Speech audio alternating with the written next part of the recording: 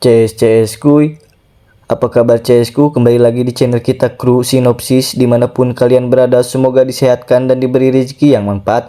Di sini kita akan membahas alur film Even Lem Hepted yang disutradarai Telly Miles, yang dimana dua wanita cantik ini ingin liburan ke New York, namun naasnya mereka malah salah pilih tumpangan. Karena tertarik dengan dua pria tampan, jadi saya ingatkan kepada wanita penjuru dunia, jangan terlalu terpikat kepada pria tampan yang belum dikenal. Sederhana saja, tapi bisa membahagiakan kita-kita, khususnya para wanita, dan memilihlah pasangan sesuai kriteria. Jangan menjadi beban dan selalu dipikirkan. Tidak lama saya ngebacot di sini, langsung saja alurnya dan let's go. Here we go. It's gonna be awesome.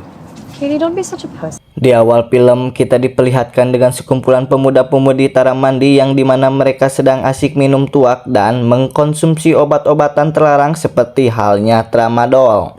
Sampai-sampai mereka pun menikmati efek dari minum tuak dan memakan tramadol sampai berhalusinasi. Kita sebut saja dua wanita ini, Katie dan Sloan. Mereka adalah sahabat sejak dari SMA, bahkan orang tuanya pun sudah menganggap sebagai anak sendiri. Setelah sampai di rumahnya, mereka tidur sambil bermimpi ingin liburan di sebuah kota New York. Namun sayangnya impian mereka harus dipending karena mereka tidak punya bekal uang yang banyak. Mereka berinisiatif untuk bekerja di pertanian pamannya yang bernama Jason untuk menambah bekal mereka di New York. Karena harga seblak di New York itu sekitaran 300 ribuan atau dengan setara 20 US dollar. It's not a hippie farm, it's a community supported agriculture. Setelah mereka diizinkan oleh ibunya, mereka pun pergi bersama pamannya karena si paman tersebut sudah menunggu di depan gang rumah mereka. Setelahnya mereka pergi, mereka pun dikenalkan dengan istri si Jason dan diperbolehkan untuk menginap sehari di rumahnya.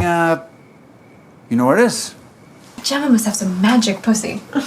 I think she's Keesokan harinya si paman pun mengantarkannya si Katie dan si Sloan untuk membeli tiket bis yang akan menuju ke sebuah pertanian yang dimana ia akan bekerja. Sebelum pergi ke kota orang, mereka pun membuat nama samaran dan menutupi identitas mereka. Jadi Katie membuat nama Ripley dan Sloan Hater. Lalu mereka pun melihat dua orang pria yang tampan dan membuat mereka tidak sabaran menjelajahi kota tersebut. Jason memintanya kepada Katie agar selalu mengabarinya dengan kata kode ball dan apple di setiap SMS-nya. Sembari menunggu bis datang, Katie dan Sloan menunggu di warung kopi yang dekat dengan pemberhentian bis. Lalu datanglah dua orang pria tampan dan mereka pun bergegas berkenalan dan langsung makan dan minum kopi bersama. Pria tersebut bernama Lucas dan Jed. Kedua wanita ini berkenalan dengan nama samarannya. Mereka pun saling berbincang kemana mereka akan pergi. Setelah itu, dua pria tersebut menawari tumpangan karena jalan ke pertanian searah. Namun Sloan sedikit bimbang terhadap pria tersebut. I don't think it's a good idea. He called you ma'am? Setelah pria pergi, Sloan dan Katie pun berinisiatif untuk ikut karena menunggu bis yang sangat lama.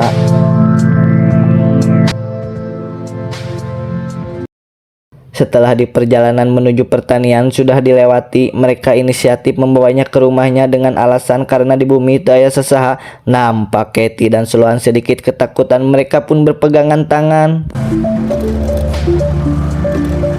Setelah tiba di rumahnya, mereka disambut hangat oleh ibunya dengan penuh senyuman dan mereka pun ditawari makanan sambil meminum teh yang dimana di dalam sajian tersebut diberi sedikit obat bius.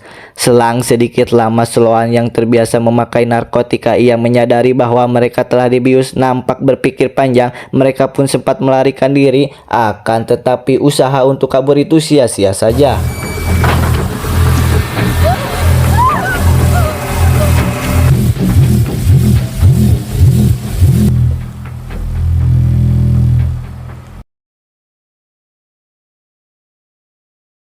Keesokan harinya, Katie dan Sloan tersadar sudah berada di dalam hutan dalam kondisi terikat dan telanjang. Masing-masing dari mereka dipisahkan dalam box kontainer bekas.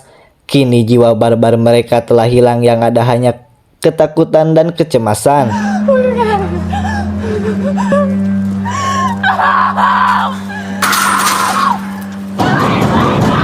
Tak lama dari itu Jack pun datang dengan membawa senapan dengan mengejek dua gadis ini berteriak meminta tolong dengan kataan percuma kamu berteriak, tidak ada satupun yang bisa menolongmu, dan Jack pun berinstruksikan untuk menikmati fasilitas di dalam box tersebut. Exactly one of them fucking bowling ball mattresses.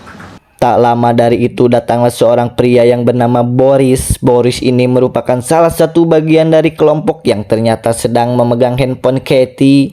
Boris ini tersadar kalau gadis ini sedang dipantau oleh detektif FBI, ya itu adalah pamannya yang bernama Jason.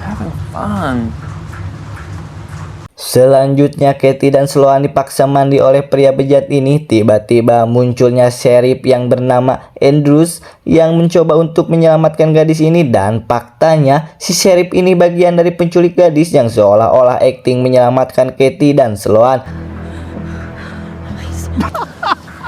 What's happening?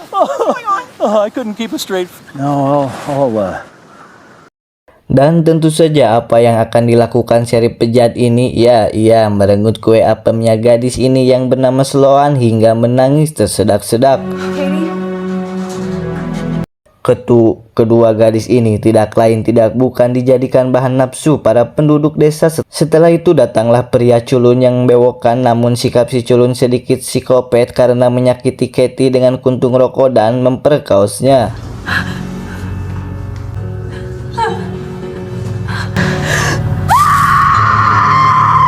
Lalu datanglah pria yang bertopeng bagong alias babi, entah siapa pria ini, hingga Jack dan Lucas secara spesial persilahkan mencicipi Sloan dan Katie kepada pria misterius yang bertato salib di tangannya. Di sisi lain, paman Jason sudah sampai di kantor sheriff dan berhadapan dengan sheriff buruk sebelumnya. Di sini kita tahu bahwa paman bukanlah seorang polisi melainkan agen FBI. Dia melaporkan bahwa keponakannya diculik. Keesokan harinya sheriff langsung memberitahu kepada seorang penculik bahwa kode yang dikirim oleh Katie itu adalah bohong. Mereka berinisiatif untuk membunuhnya, namun Katie mendengarnya di balik box tersebut. What's the new girls? There's another bus coming to me afternoon. Paman Jason memutuskan untuk mengunjungi kafe di mana kafe tersebut ia terakhir menurunkan Katie dan Sloan. Ia kemudian bertanya kepada barista apa yang ia tahu. Dengan mudah barista mengingat bahwa kedua wanita tersebut dibawa oleh dua orang pria dengan mobil dolak birunya. Pada hari berikutnya Katie memberitahu Sloan bahwa para penculik ingin membunuhnya, namun ada seorang pria bewok culun untuk mengawasinya. Ketika pun mengambil kesempatan ia untuk merayunya. Begitu ia mendekat, ia merobek tenggorokannya dengan giginya.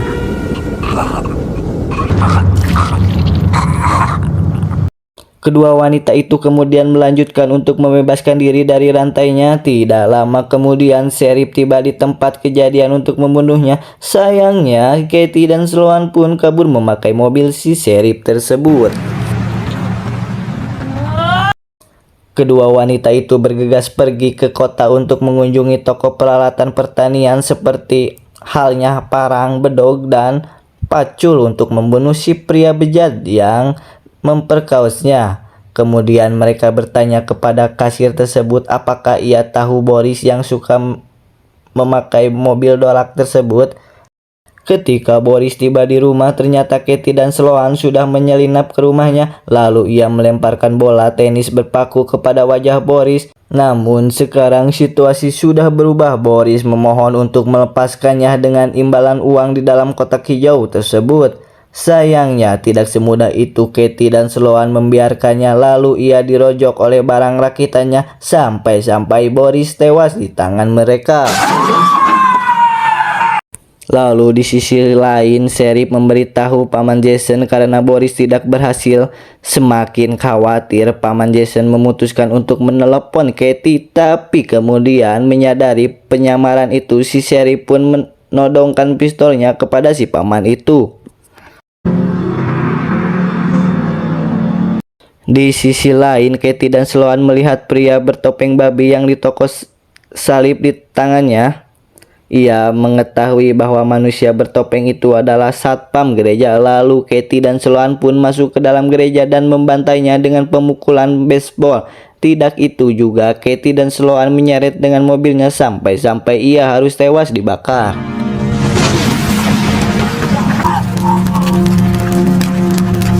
Di sebuah rumah, Paman Jason ditawan oleh seorang sheriff. Lebih buruk lagi, sheriff telah menangkap 2 orang baru. Untungnya Katie dan Sloan datang untuk menyelamatkan mereka. Lalu mereka mengikat seorang sheriff dan memainkannya dengan pistol yang dimana pistol tersebut tidak ada pelurunya. Sheriff pun mengungkapkan kesalahan apa yang ia lakukan, lalu si Katie pun menembaknya tepat dengan kepala sheriff. Lalu si 2 wanita lainnya yang disekap oleh sheriff pun dibebaskan dan langsung menghampiri si paman dan membebaskannya. Si paman pun bingung apa yang telah terjadi di balik pintu tersebut dan 2 wanita itu pun terdiam. Selanjutnya Katie dan Sloan menuju rumah Jake dan Lucas. Secara diam-diam ia pun menaruh biusan kepada ibunya. Ibunya pun dipersilahkan menonton anaknya yang sedang dieksekusi. Dengan kejamnya mereka memukulnya dengan tongkat baseball lalu membunuh si Jake tepat di depan mata ibunya. Selanjutnya ia membawa ibunya kepada Lucas. Ia menyuruh Lucas untuk membunuh ibunya dengan ancaman ia ditembak. Sayangnya Lucas sedikit ragu untuk membunuhnya dengan tongkat baseball, namun tak lama dari itu si Sloan menembaknya. Selanjutnya giliran si ibu untuk dieksekusi dengan mesin pemotong rumput. Namun si ibu bilang lepaskan saya, dengan iming-iming ia diberi uang. Namun Katie dan kekesalannya ia langsung membunuh si ibu dengan mesin pemotong rumput tersebut.